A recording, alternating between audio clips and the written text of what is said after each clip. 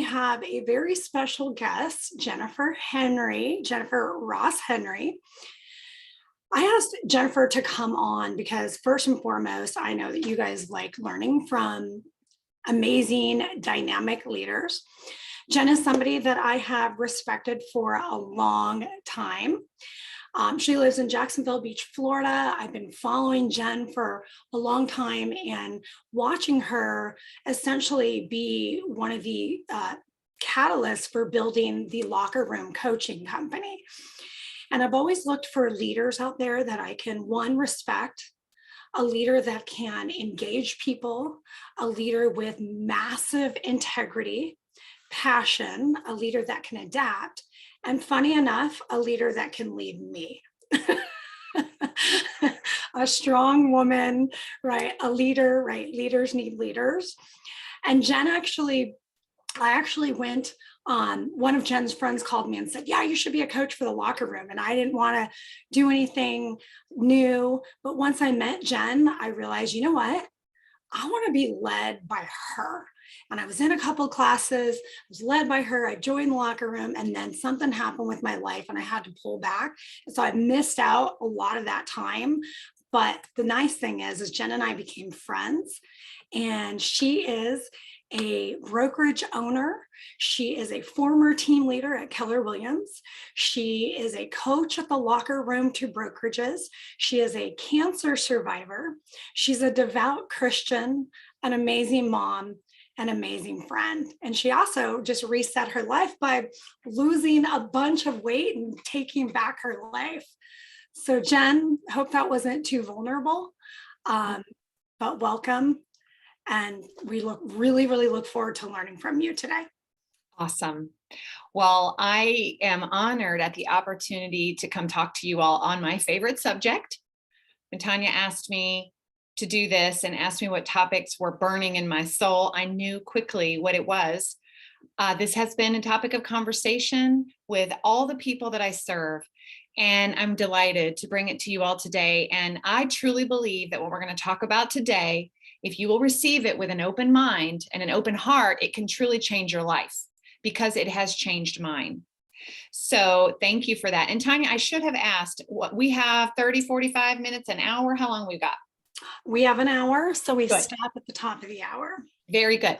I like to be on time, get you guys out of here so you can get back to your lives. So I'm going to cram this in and be sure to leave some extra time for conversation if you guys want to, because I do have a lot to throw at you, and I would love your input and feedback when we get towards the end. So I hope you have a pen and paper handy, and I do have some slides prepared. But before we get on the slides, I do want to talk to you a little bit about what I'm going to share with you.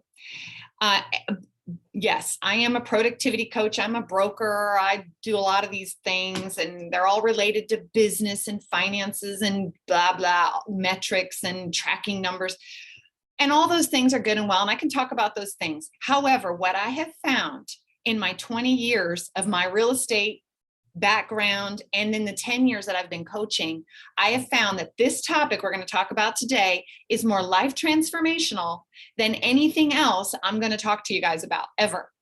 So if you get this today at a deep level, if you will truly embrace it, it can change the course of your life. And what I'm going to talk to you about today is the process of transformation in how we think.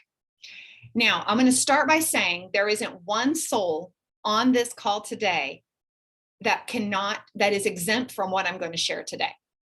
I say that because when I'm teaching skills, I'm teaching business acumen, there's skill levels that different people have, and some people will have things and some people won't. There may be some people that simply don't want to do for sale by owner training, for example, or there may be people who don't have a high communication skill and scripts are not their thing, which I believe everyone can learn that. And we can learn skills, but what I'm going to share with you today is granted to every single one of you because you're human, because you have a brain, and because you have within you the power to do what I'm going to talk about today. Whether you use it or not will be up to you. And this is also a muscle. You have to build this inside of you to create true transformation in your life. So who's ready to get started? Awesome. For those of you that have your cameras on, I just want to thank you. I love cameras on because I actually look at your eyeballs. I know you can't tell where I'm looking, but I'm looking at your eyeballs and it gives me energy back. And the more I get from you, the more I can give you guys, because, you know, on Zoom, half the energy is gone just because we're virtual. So I'm going to do my best to deliver high energy and high impact to you all today. You good with that? Yeah, and just so you know, I've asked people that when I bring speakers on, if they really want to be coached and connect, we don't care how you look. Put We some do not. sunglasses on, put a hat on, We just don't care. show up. Now, I think the only people that are responsible for looking good on this call are myself and Tanya, because we're leading the call. And this is as good as it's going to get. And she's gorgeous. So you guys get that. We don't care what the audience looks like. We're here to support you, love you, and impact your life. That's it. And you are gorgeous too. That's why I ain't no dummy. I bring on good looking speakers. Well, we're not going to show up here looking homeless. I'll tell you that much. But y'all can do what you want to do. All right. I want to talk to you guys today about how to design your life through your thoughts. And that might sound hokey. That might sound frou-frou. That might sound super extra enlightened and spiritual. Call it what you want. This is true. What I'm going to talk to you about today is spiritual. What I'm going to talk to you about today is scientific. You can combine both of those. However your brain works, from a science brain or a spiritual brain, whatever your framework is, I want to share this with you. Inside of that framework, it works for all types and all people and all human beings. So I'm going to share with you guys a little story as a kind of setup for what we're going to talk about today. As Tanya mentioned, I'm a cancer survivor. One of the most difficult things I've ever gone through in my life was stage 3 breast cancer, which this September will be 5 years from diagnosis. I'm almost at the magic 5 years. So I'm so thankful. Yes, thank you all. So the reason I share that with you is because I learned what I'm going to teach you today when I was truly fighting for my life. And I learned quickly that the way that I thought was going to either help me stay alive or kill me. And I started really learning about thought work and practicing it in my day-to-day life. And as I was learning it and becoming fascinated by really our brains and the way thoughts can design our lives, I started practicing. And I'll tell you, the very first time that I practiced it, and it changed my freaking life in an instant. I've never been the same. And it went like this. I was bald. I lost all my hair from chemo. And I was bald for about a year, and I wore hats and scarves. No big deal. I could play the cancer card. No one cared. What really started bothering me was when I took off the hats and the scarves and my hair started growing in like a white fuzz that grew in, I kid you not, like a crew cut. It grew straight up on the top and straight back on the back. I looked like a military cut. It was awful. And it grew in that way. And I was like that for like a couple of months, y'all. And I remember the day that I decided to stop wearing my hats. And I was doing this thought work and I was getting ready for church. And I was putting on my makeup in the mirror. And I felt an overwhelming sense of sadness wash over my body. And I know we've all experienced that. I'm looking at those of you that have your cameras on. Have you ever just had a sadness kind of just wash over you? Just kind of a feeling, and you're like, where did that come from? And you're just like, well, I'm just having a bad day. I just don't feel good. I'm just in a bad mood. And I felt that wash over me.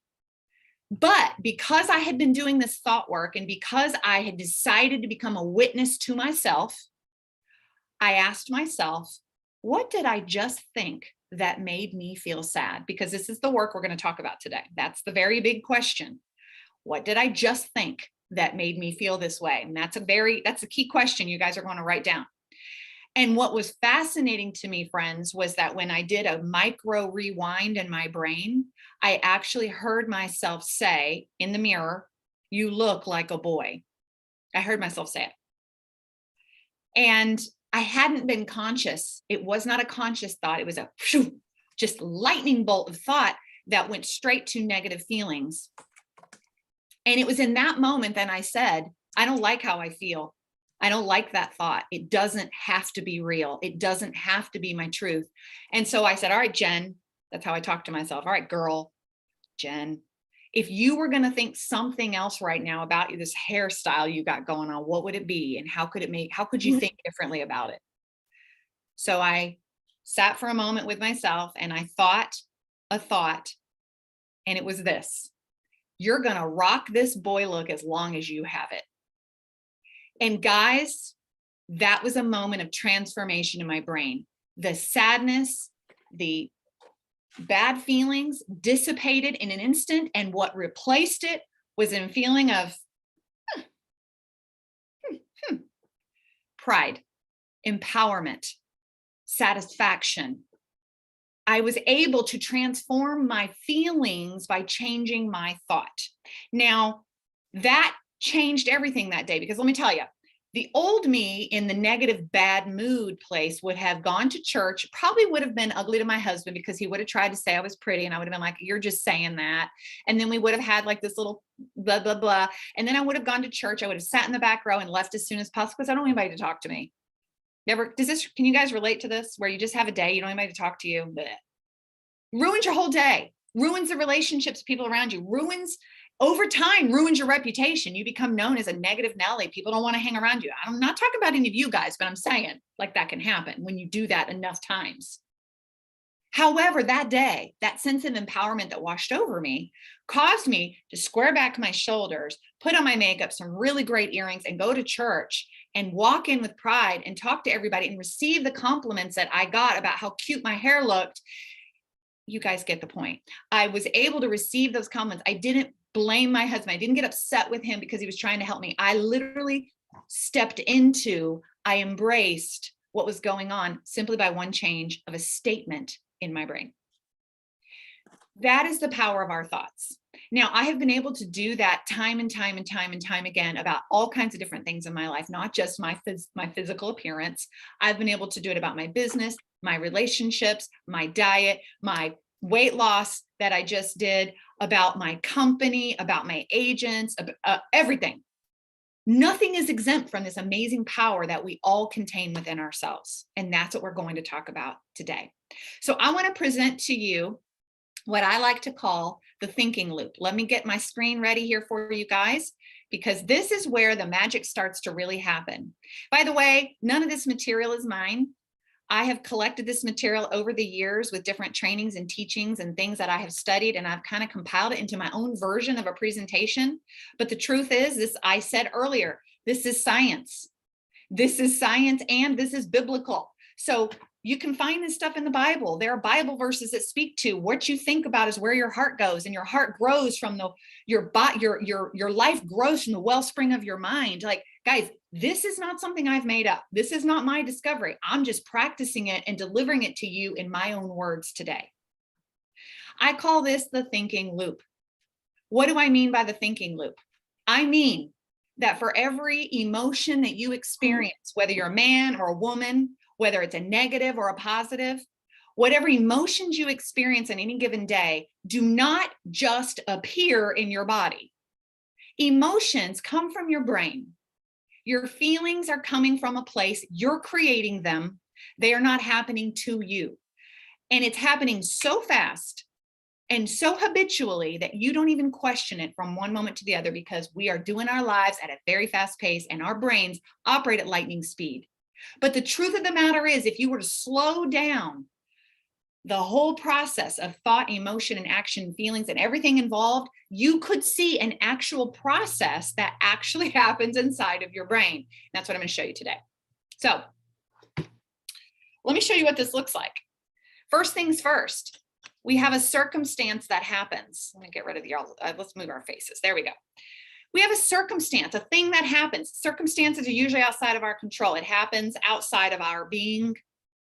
And usually when something happens, most people who do not interrogate their lives at a deep level will say, that made me feel, insert the name of the emotion here.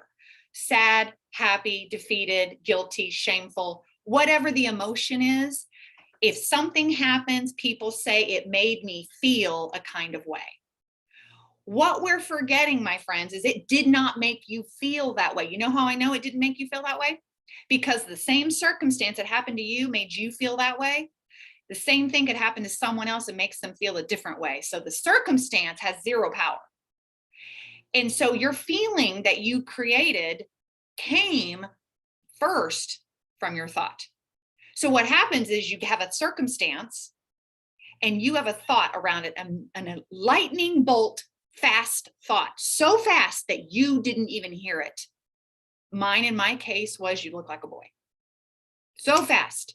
And if you don't slow down your thoughts and become a witness to them, and if you believe that your feelings are your truth, you won't hear the thought. So you got to slow this down and first step outside of the feeling and say, all right, I'm feeling sad. What thought did I have that made me feel sad? Boom. Now you can identify what got you there, and you can take ownership of the emotion you're experiencing. By the way, guys, feelings, I'm no scientist, I'm no doctor, but feelings, from what I've studied, are nothing more than chemical reactions from our brain. Emotions are chemical reactions that our brain is sending into our bodies. Feelings are not reality.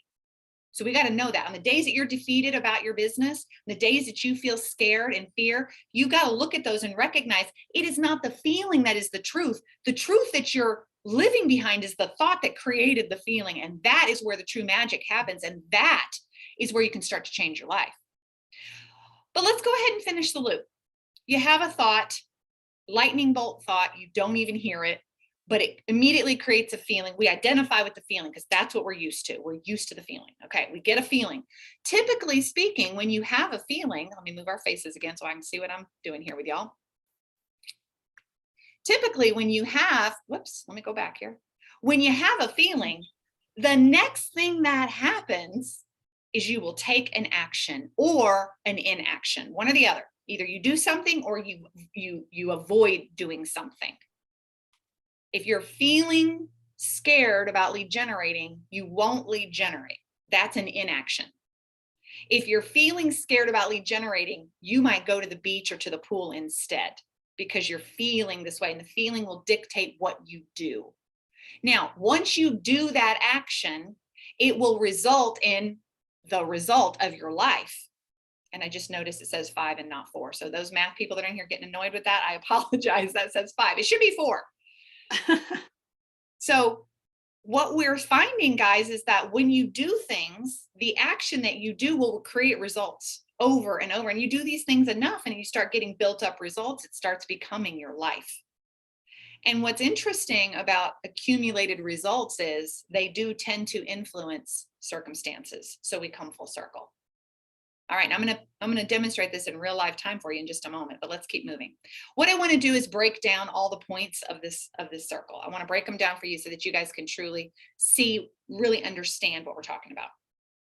Okay, first of all, I want to talk about circumstances. I already mentioned it to you. Typically, they're outside of our control. Typically, they're neutral. I have a picture of the rain here because I want to use the rain as an example. For some people, when it rains, it's an awesome day because they don't have to water their crops. For other people, when it rains, it ruined their wedding. The rain doesn't cause the feeling. I just want to make sure we all realize it's not the rain that creates the feeling. It's our thought around the rain that creates the feelings. We also cannot control circumstances. We have to let go of the idea that we can control that. So circumstances are what they are. Not one single one of us gets off this planet without circumstances happening to us that are outside of our control. Okay, so let's be very clear. This is the part where most of us try to control, and we get angry and anxious or depressed about this when we can't control it, when we really never could. Control is an absolute illusion. It doesn't exist. There's only one thing we can control, and that is our thoughts. So let's go next to, Byron Katie says, circumstances are reality. And when you argue with reality, you lose, but only 100% of the time. So why do we argue with reality? Why do we get upset about things we can't control? Well, because we're trying to change the way we feel without realizing that the real power isn't in changing the circumstance. The real power is in changing our thought about the circumstance. So let's keep going, because the next point on the thinking thought loop is thought. It's the PowerPoint. It's the one first thing you can control. Now, in order for you to begin to be a master of your thoughts and to do what we call thought work, you do have to be a witness to them. You have to separate yourself from them and say, let me hear myself think. They are completely within your control and they are optional. You don't have to think a kind of way about anything. Now, this is the part where you might be going, but Jen, that's my truth. Okay, if you want to have a thought about something and you want to call it your truth, That is within your rights. But my question always comes back to, if that truth is serving you, keep it. If it is not, change it. I like to say, if that's what I think, great, but is that useful? Maybe it isn't useful to think that way. We're going to show some examples of this in just a moment. Thoughts do cause feelings. Thoughts is your brain's permission to create a chemical reaction so that your body can create an emotion, so that your body will go do or not do what it is that your thought created.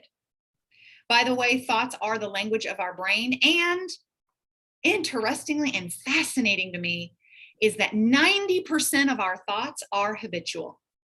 There are only 10% of your thoughts in any given day, scientifically, that are new original thoughts. Our brain is wired to put you on rinse and repeat. It's safer that way. Our brains are primal. The brain is intending to keep you safe. The way the brain keeps you safe is creating predictable patterns in your brain. 90% of our thoughts are habits. So no wonder they feel like your truth. But again, are they helpful?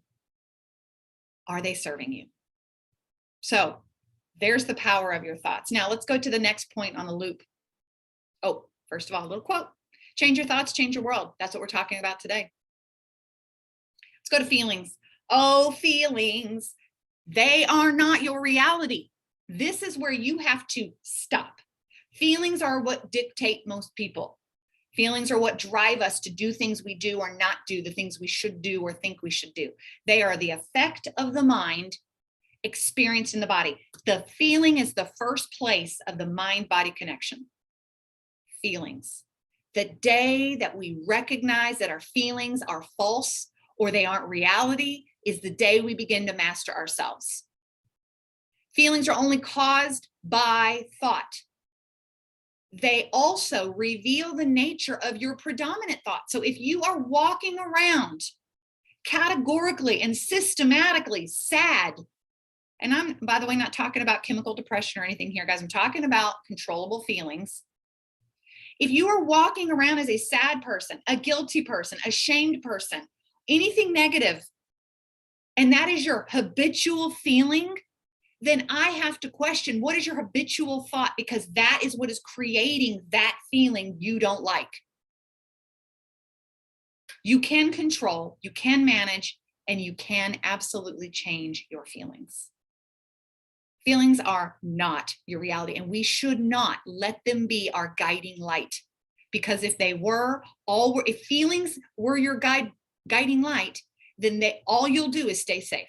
Forever and ever and ever, you'll stay in your cocoon, you'll stay safe, because that's what our feelings were designed to do, keep us safe. Let's keep moving. Travis Bradbury says, emotional intelligence is your ability to use this awareness to manage your behaviors and relationships. If you haven't learned yet how to manage your behavior and your relationships, consequently, then your job, your work is this thought work. It is enhancing your emotional intelligence and becoming hyper aware of your feelings and where they're coming from. Guys, this is possible for every single one of us. Not one of you is exempt. Let's talk about action next on the loop. No amount of action will make up for negative thinking. Taking aligned and thoughtful action based upon newly created thoughts is the only way you can transcend circumstance. You have to change your action in order for change to occur in your life. If you're not happy with the results of your life, you got to go backwards on this loop. What actions are you taking or not taking? What feeling is causing you to take those actions, and what thought is giving you that feeling? Guys, this goes both ways. You can go counterclockwise and clockwise around this loop. You can start at any point. This is where the design work gets to happen, and you get to take control of the reins. You can go out all day long and do things that you think you should do, but if you have negative thinking, there's a good likelihood it's not going to get you anywhere, because the negative thinking will override those actions eventually. So action is boots on the ground, actually doing what your feelings are saying to go do. TD Jakes says, your words will tell people what you think. Your actions will tell them what you believe because they're connected. Now you see this. You can tell people all day long, I'm a top producer. I'm wonderful. I do everything I'm supposed to do. But if your results, if your actions don't align, that's telling people truly what's going on inside of you. Keeping it moving. The results are the last point in the loop. Results are created by thought. If you go follow the circle all the way around, the results that you have in your life started with a thought. I'm talking about every result you have today. Whoever makes up you, your weight, your money in your bank account, your pending transactions, your relationships, any results that make up the person of you in this exact snapshot of time came from an original thought some time ago. Could have been yesterday, could have been 10 years ago, could have been from birth, could have been your childhood. Whatever the case is, the results of your life are created initially by thought. Your results are within control for change as a byproduct of the action taken. You can't change your results by snapping your fingers. You actually have to do different things. And the beautiful thing about results is they are a catalyst for new circumstances. So remember earlier when I said you can't control your circumstances? I lied. There is only one way you can control your circumstances. You control them by changing your results, because over time, different results create a different world for you. When you do things differently long enough and you begin to get different results, you change your relationships, you change the world that you're in. Everything begins to change with you. And this, my friends, is transformation. That's what transformation is. Life transformation. If you've ever met someone who you knew 10 years ago and you met them and they're a totally different person now, and you're like, wow, you're really different. It's very likely that subconsciously they have done something in this life work and thought work and changed the results of their lives positively or negatively, because it can go both ways. And they've changed who they are. I've changed 100% who I am. If you had met me, I'm even going to say 5 years ago, before I started this thought work, you would say that I'm a different person. If you had met me 10 years ago, you would say, wow, Jen, you're not even the same person. And some of that is just maturity. I know we can all experience that over time. I'm 47 years old. There's a certain maturity that starts happening, I would hope, at some point in our 30s and 40s and 50s. I'm on the journey for it. I'm here for it. But a lot of it has been defined by me, decided by me, and intentionally created by me. Some of it, still not, working on it, never there. We're never there. So what I'd like to do, let's talk about this. Arnold Schwarzenegger, he says, you can have results or you can have excuses, but you can't have both. So when it comes to the activities that we need to be doing in our daily lives, we can either get the results we want, or we can look back on a handful of excuses we've used on rinse and repeat. They're stale, they're old, we're tired of them, but they work for you, me, you, us. They work, they keep us safe, but we hate them. It's a love-hate relationship with these dang excuses, right? But you can't have both, guys. If you want new results, you've got to have different excuses or different thoughts, and excuses are nothing but thoughts. But you don't get both, guys. You don't get negative thinking and the real estate career of your dreams. It don't happen. I don't know a soul that has done that. Let's keep it moving. Let's put this into real live action. I'm going to show this to you guys, and we're going to go through this a couple of times. And then, like I said, I'm going to open it up. I'd hope to open it up at about 15 minutes from now for questions and comments. But we're going to take a circumstance and we're going to go through the process. I'm going to show you what this looks like in practical real life. Now, notice that I said the circumstance is an unclean house. Okay. The reason I said unclean is because circumstances are neutral. If I had said a dirty house, there's a negative spin on that circumstance. I'm taking a neutral situation, an unclean house, a house that has not been cleaned. You might call something dirty and I call it clean, and vice versa. That's why I'm not putting labels on this. Circumstances are neutral. Rain is neutral. It is not good. It is not bad. An unclean house, not good, not bad, neutral. But we're going to start with a negative thought. So we're going to start right here. So You have an unclean house. The thought you could have, again, lightning bolt thought, you don't even hear it, is I have got to get a grip. I can't even keep my own house clean. That creates anger, embarrassment, frustration, and resentment. Again, so fast. You're driving home and you're like, my house is dirty. Oh, I'm so mad. Why don't the kids clean up this house? I am so embarrassed. I cannot have the neighbors over tonight. I don't know when I'm going to. You never even realized you had the thought. The action that you take from feeling angry, embarrassed, frustrated, and resentful is clean up the house while I beat myself up. I can't even believe I'm having to do this. I'm going to clean it. It's annoying to me that I'm the one that, or you do nothing. You just don't clean it because you're resentful and you're like, let them clean it. Whatever the case may be, you take an action that's not conducive to your life.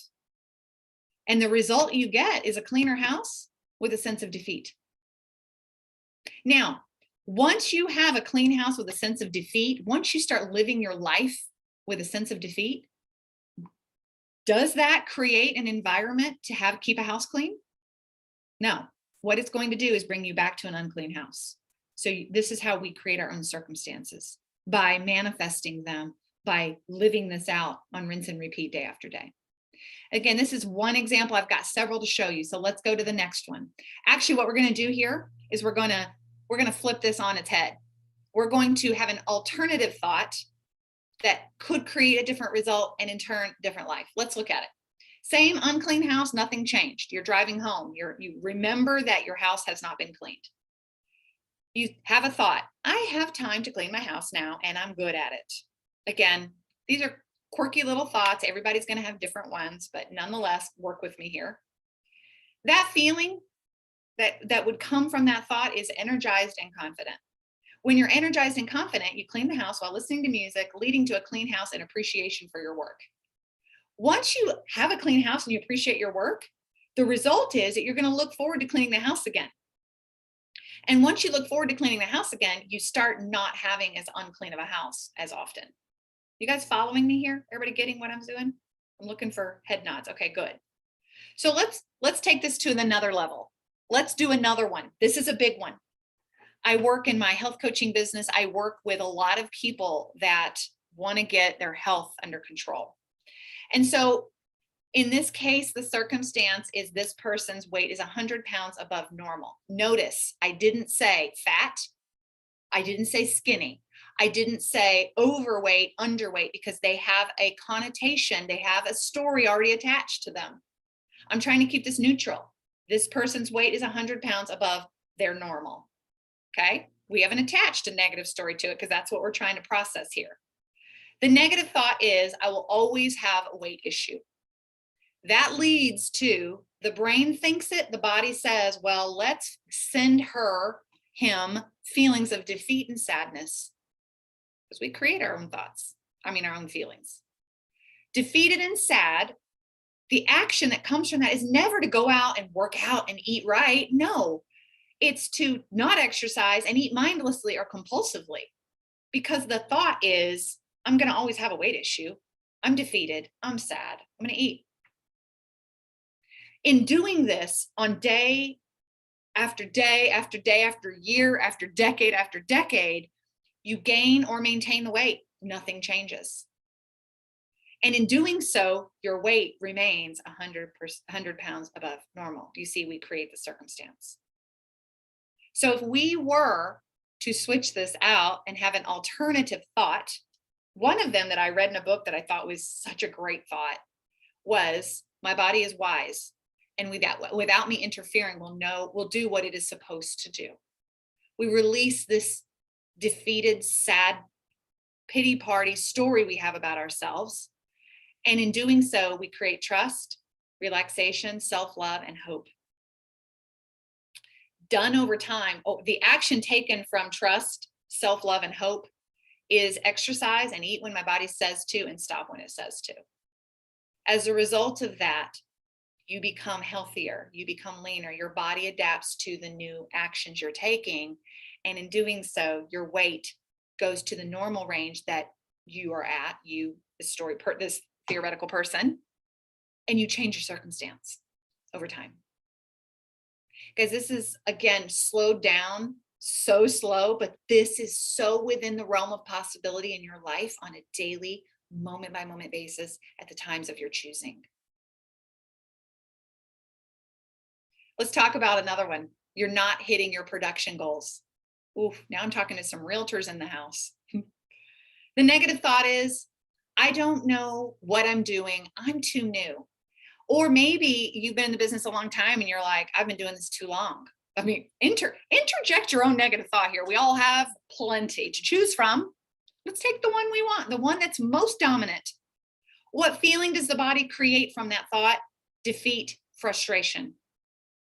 When you are a defeated, frustrated person, you will procrastinate and you will show up weak. You will show up embarrassed. You won't show up strong. And when you show up weak and when you procrastinate and when you dilly-dally and when you make excuses, you have low production. You have no production. So guess what? We're just reinforcing the circumstance that you're not hitting your production goals. So guess what? There's hope, my friends, because you're a human and you were given a brain that is superior to animals, and you get to decide how this goes. And so let's alternate the thought. This is a long game. Consistency compounds. Imagine that is your affirmation every day. This is a long game. Consistency compounds.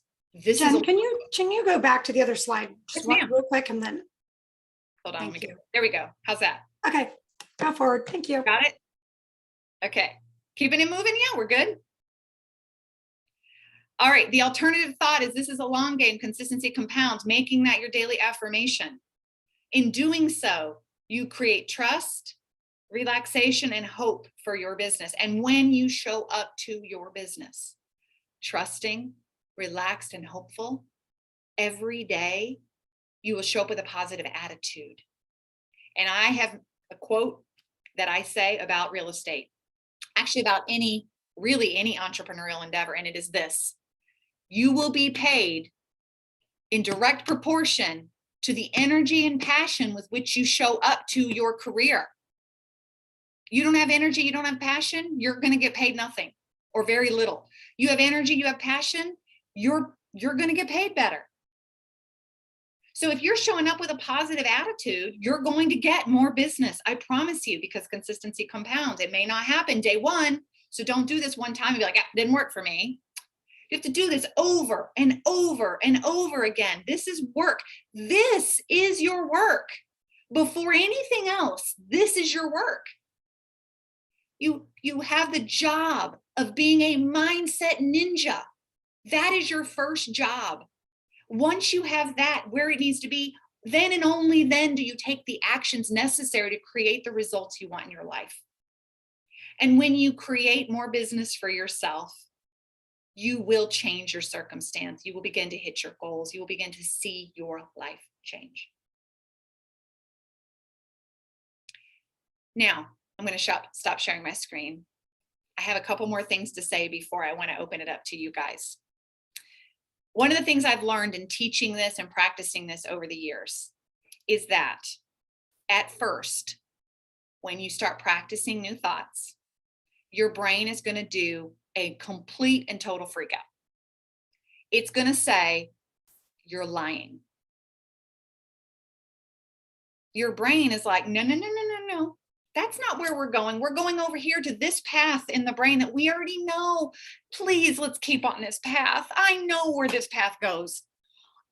This is a predictable path. It's easier to get from neuron A to neuron B. Let's do this. Let's stay over here. Yes, I'll give you sadness because I can predict that. And sadness at some point has given you something you needed. So let's just go there. Your brain is going to fight this with everything in your being because you are creating new pathways in your brain that your brain doesn't quite understand yet. But you're not a dog. You're not a cat. You're a human being with the ability to say, I am the master of my thoughts. I control what I decide to believe. And brain, we're going over here. I'm going to rock this boy look as long as I have it. And again, I'll say it. The brain is going to say, you're lying. That's not true. That is your brain's way of keeping you safe. You have to defeat that. You have to be the master of it. And you can, and you will, and you will see change immediately. I have an example I want to give you. I just taught this to one of my coaching clients about 2 weeks ago. She's very frustrated with her husband. They're at odds right now. They don't want a divorce. They just aren't happy together. And I don't know her husband. And even if I did, she and I, we can't change him.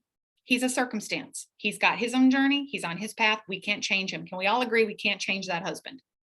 Okay. You can't change yours either, or your wife, or whoever in your life. You can't change them.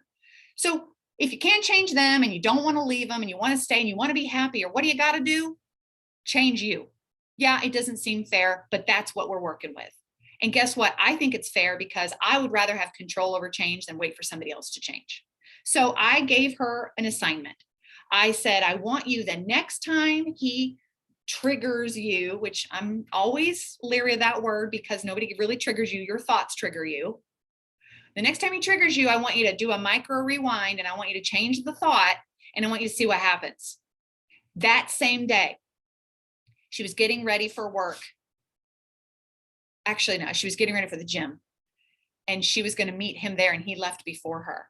And he texted her and said, don't forget to close the garage door. And she said her initial habitual thought was, he thinks I'm an idiot. She did a micro rewind because she got instantly mad. She did a micro rewind. What did I just think? And she thought, he thinks I'm dumb, which she said she discovered is kind of her, now that she's done this a few weeks, it's what her brain goes to. That's the story her brain has told her. They think I'm dumb. He thinks I'm dumb. That's her story that she's identified as a driving truth that she's been operating from. He thinks I'm dumb. And she said, that made me feel angry. And had I acted on that, I would have shown up at the gym and I would have been snarky to him like, yeah, duh, I know I'm supposed to close that door. But you guys want to hear the other side of this? What really happened? Here's what really happened. He said, don't forget to close the garage door. And she stopped herself because she's developing her emotional maturity. And she recognized as a witness to herself that she could change this. And she said, the thought that I attached to was, I'm so thankful that he cares about the safety of our family. And she said instantly she felt love and appreciation for her husband. And instantly the other feelings dissipated. She went to the gym and she had a great workout with her husband and she didn't wreck the day by being snarky. It's a simple little action that makes massive results when compounded over time, you guys. And you can take this and adapt it to any area of suffering in your life, any area you're not happy with, your health, your relationships, your money, whatever you're unhappy with, whatever is unhealthy, whatever is suffering. Suffering is an indication that something needs to change. And guys, you can't change the circumstance. So rewind. How are you thinking about the situation and how could you think differently about it? Even though your brain says, back it up, that's a lie. So here's my way to overcome the brain's protective measures. When you have your replacement thought, I want you to think of something that you can truly get behind. This is where I don't like affirmations because affirmations tend to be kind of BS to the brain. In a case of me looking at myself in the mirror and saying I look like a boy, I could have pulled an affirmation out of the book that said, you are the most beautiful woman on the planet. And my brain and me would have been like, nah, can't get behind that one. I can't. That's just too far. That's too big for my brain. I'm going to pick something that I can feasibly grab onto and I can believe. And that one for me was, I'm going to rock this boy look as long as I have it. I could get behind that. I can believe that. I can stand in that and say that can be my truth. So whatever thought you need, make it one that's attainable to your brain to be able to say, okay, we can do that. Now, here's the other thing I'll tell you. One of the things I've learned is I can't create the thought for you. I've tried to help my clients with a thought. And what I've realized is if it doesn't come from your brain, it's not going to stick. Your brain has to create it. Your brain has to be the one to search for it. That is the way you expand your emotional intelligence. It cannot come from someone else. Your brain has to seek it out, find it, cling to it, change it, switch it. Neuroplasticity is what it's called. It's called a rewiring. Your brain has to do it. And when your brain does it, it sticks. If I do it, it gives you temporary reprieve, but you have to cling to it. You have to believe it. And that is the inside job that all of us have. That is so deeply personal, but so deeply transformational when you really do it. Guys, I could talk about this literally all day long. As you can tell, I'm very passionate about this. I do coach, productivity coaching. Like I said in the beginning, I coach people on activities and things and systems they need to create, But when they have stinking thinking, there's not a whole lot I can do, because all they're doing is taking action that cannot be overcome by negative thinking. So I start here with everybody. And until my clients get this at a high level and have practiced it to the point where we can speak it and we can do it, we don't move on, because this is the work. This is it. For some people, this is the work for their lives. And for me, this will be an ongoing journey the rest of my life. But it's a beautiful journey. And it's one I'm thankful for as a human being. I'm glad that I've learned it. So that is my presentation. I would love it if I turn it back over to Tanya or you guys for questions, thoughts, make them positive. No. Thank you so much. This is exactly what I needed. I knew it, right? I love what you said when you said you are a when you are defeated, and if you are a defeated and frustrated person, you will show up weak. I loved that. That was so powerful. What I do know, Jen, is there's a lot of people here that are dealing with circumstantial stuff. Okay. And coaching people through it. We all have circumstances. We all have life, which is what you said, we can't control our circumstances. I know the agents here are thinking that need this. Raise your hand if you needed this. Raise your hand if you needed this. Anybody? Right. I liked the loop. I liked, for example, like when I am getting triggered, I'm constantly triggered. And even as a coach, it's, here's the vulnerability in saying that, I'm triggered because I was in a defense mode as a child because I was never safe, having parents that were meth addicts and abusive and all that. I was always on like is it called hyper vigilant? Right. So anytime someone comes at me, I'm like triggered. Right. And then I have turned it into, sometimes when I'm triggered, I'll go, I'm patient, loving, and gentle. I'm patient, loving, and gentle. Once you start hearing that out of my mind, you're like, I might have to hurt you in a minute, but I'm actually trying to change my thought process. Right. Like anytime I said that to my kids, they were like, she's about to kill us. Better move on out of here. Yeah, exactly. Yeah. But for example, I'm going to call on some people that I feel can kind of relate to what you're saying, and then anyone pop in. Brittany Wynn. Brittany's here. Brittany's been a coaching client of mine, and she's actually an EXP now as well. One of my favorite people. She also had a journey with breast cancer and that kind of thing. And Brittany, what has Jen said that kind of resonated with you and how you're going to change your thoughts? Hello. You might hear my water fountain, so sorry if you guys hear that in the background. I have a ton of notes, so a lot of things definitely resonated with me. I have not been in a super good place, probably the last year. Everything possible could have gone wrong in my life, and it did. And I had a prophylactic double mastectomy in November of last year, and that messed with me emotionally a lot more than I thought it was going to. So I feel like I'm starting this whole, I really like how you called it thought work. That definitely stood out to me. I had a question for you though. How did you stay consistent with your whole thought work process? I find myself some weeks I'll be doing really, really good and I'm going, and then the next week I'm I just crash. And then I feel like I have to start completely over again. That's a great question. The ease with which we do this is directly tied to our nutrition, to our sleep, to our emotional energy. If you're emotionally drained, this is hard to do. If you're physically fatigued, this is hard to do. If you're mentally drained, this is hard to do. If you're spiritually disconnected, This is hard to do, and stay consistent. So Brittany, to the degree that you can, it's about creating wholeness in your whole life to give you the best landscape to practice this on. Okay. It isn't always going to be perfect, and you're going to struggle because you're a human being. And so when you're in those moments when this is harder and you can't find it quite as easily, that's where you put an expiration date on. You're like, look, this is what I do anyway. I'm like, I'm feeling this kind of way. I can't talk myself through it. I can't get myself through it. I'm gonna put an expiration date on it. Tomorrow morning when I wake up, it's going to be gone. And lo and behold, I wake up in the morning and I feel a new sense of empowerment to take control again. So look at your whole life. You know, we aren't just emotional beings. We are physical, spiritual, mental beings. We're all connected. And so if any of those areas are out of whack, it's going to create a different landscape for you to practice this on. So set yourself up for success and do your best to get the right nutrition, the right hydration, the right sleep. Make sure you're surrounding yourself with positive people. Make sure mentally that you are planning and preparing your life well. And whatever your spiritual connection is, foster that.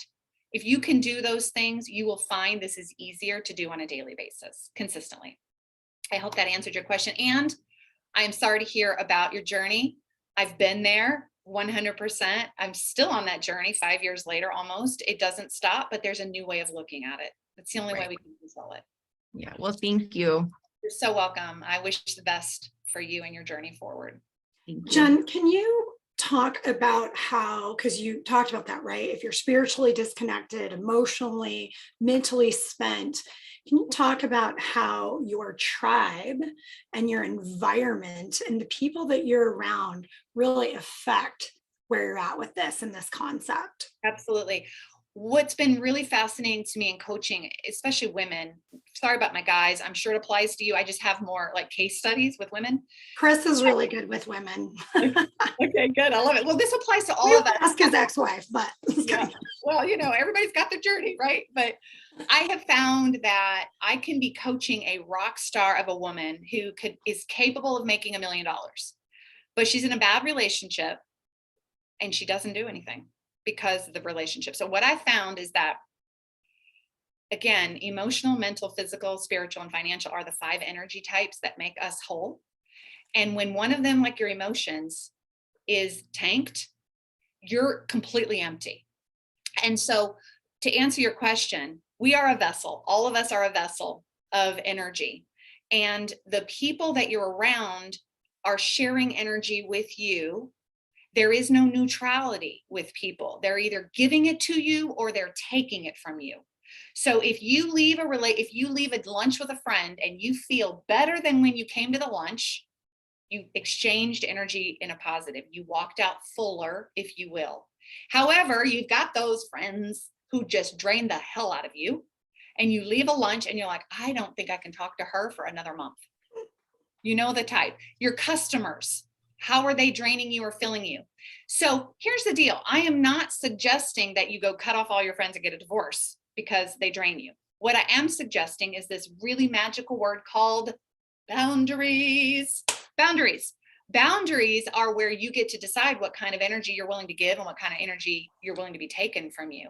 So whole other topic, boundaries, but that's really where it's at. And so really think about the people in your life that when you're with them, even a phone call or a text message from them gives you a jolt of energy. It makes you feel better about your life, makes you feel better about who you are. Those are the people that you want to surround yourself with. Just make sure that you're not being the drain. Okay. Make sure you're not one of those people who's just sucking them dry. And if you are sucking people dry of energy, like for example, if you're going to a lunch and you're unburdening yourself to them, make sure that you have planned to give something back to them. It's got to be an even exchange. Otherwise you start wearing out your friends and they start avoiding you. And then you start having bad thoughts about who you are as a person and who you are as a friend. We don't want that. So just be mindful of your emotional impact on others. Be mindful of the emotional impact they have on you and be intentional about those. And if there's a friend who is truly just doesn't help you feel better in your life and makes you feel worse, not makes you feel, but you guys, I'm using lingo that we all understand. Just there's wisdom in that. You leave a lunch, you leave a dinner, you leave an engagement with someone and you don't feel as good, there's wisdom in it, listen to it, and vice versa. I love that. You know what I say is put people on a shelf. Like you don't have to 86 them, but what you can do is you can put them on a shelf until you're ready to go back to them and they're in a good energy space or you're in a good energy space. Because they talk about, I heard a coach say there's 2 C's. There's people either contribute to your life or contaminate your life. And it can't be both. You have to figure out which one is it. And the ones that are contaminating, put them on a shelf, or they might actually have to be 86th. Well, and I'll also say this, and this is, if you're building a business, you have no choice but to really evaluate this. And it is this, some people, you might feel like they're contributing to you because they're agreeing with your BS. And what they're actually doing is contaminating you.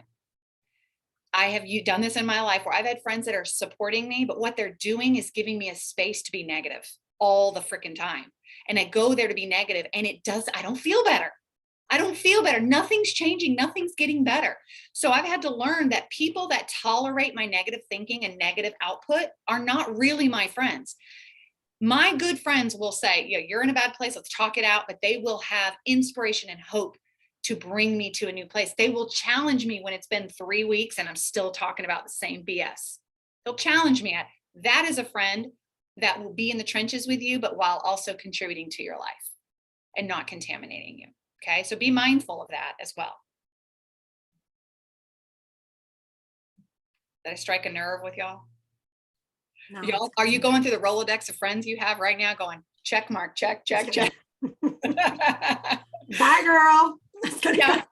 Well, I'm taking delete, whatever. I'm not saying don't be an a-hole about this, guys, but just be mindful. Create a priority of your best self. And I know that's cliche, but making yourself a priority, when you really begin to do that, you will start realizing that you can't afford to really be around those people. It isn't even about whether you feel good or not. It's like, it will affect your bottom line at the end of the day.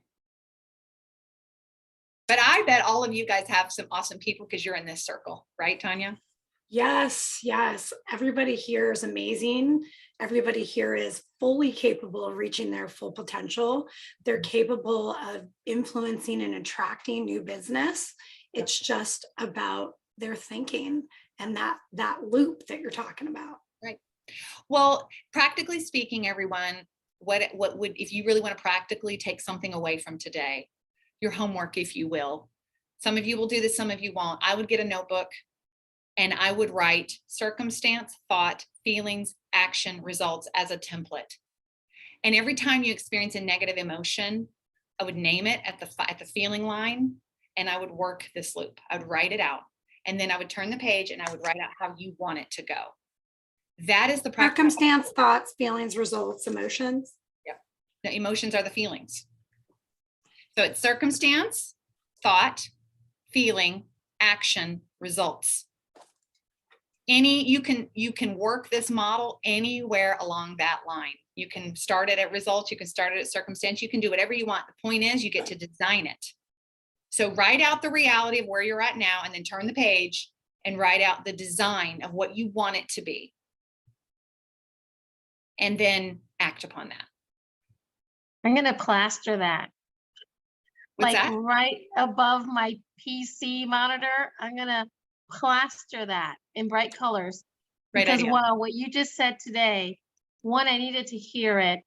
And wow, it's mind blowing how you don't think about this that way. The loop is so, you can see it. I can see it. And I've experienced every little bit that you mentioned today. And I'm happy for you and the young lady, I forgot her name. I'm sorry, Brittany, who overcome so much. I'm so proud of you guys and so impressed by everything you guys talked about today. And you, Jen, thank you so much. I did grow up with a lot of the scarcity mindset. So I have to continuously tell myself, you're worth it. I'm sorry about that. You can achieve more. You don't have to stay here. You can actually go here. And I am about the only one in my family that broke out of the cycle. And it is very difficult when you have the other little crabs in the bucket pulling you down. So it's very difficult to do, but it's an everyday effort. It's literally a spiritual practice or a scientific practice, whatever your belief system is. It's a practice. And you know what, Haley, I don't know you at all, but I'll bet you've overcome a lot too. I haven't. I haven't. I'm sorry. That's my daughter's name, Haley. She changes my, I'm actually Dee Dee. And I'm sorry, I didn't get the chance to change it.